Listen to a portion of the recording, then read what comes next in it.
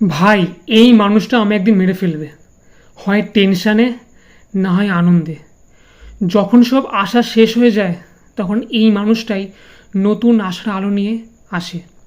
39 years of এজে সবচেয়ে বেশি চান্স ক্রিয়েট করে, যেখানে 2-0 ডাউন সেখানে 3 মিনিটের মধ্যে একটা অ্যাসিস্ট আর একটা দুর্ধর্ষ গোল করে স্কোর লাইন ইকুয়ালাইজ করেছে, যেটা একমাত্র মেসির পক্ষে সম্ভব।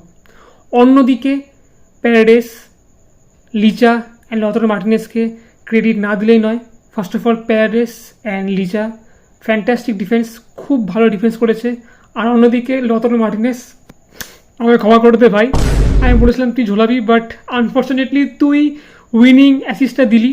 আসলে আগের বার যারা ওয়ার্ল্ড কাপে ভালো খেলছিল তারা এবারে ঝোলাচ্ছে, আর যারা আগেরবার ঝুলিয়েছিল তারা এবারে ভালো খেলছে, জাস্ট লাইক অ্যালভারেস।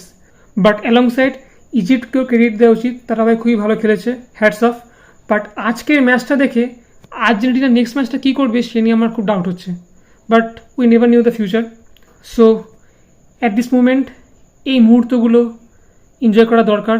আমরা যেগুলো উইটনেস করছি সেগুলো অ্যাকনোলেজ করা দরকার। আর again, I love this man and I love this team.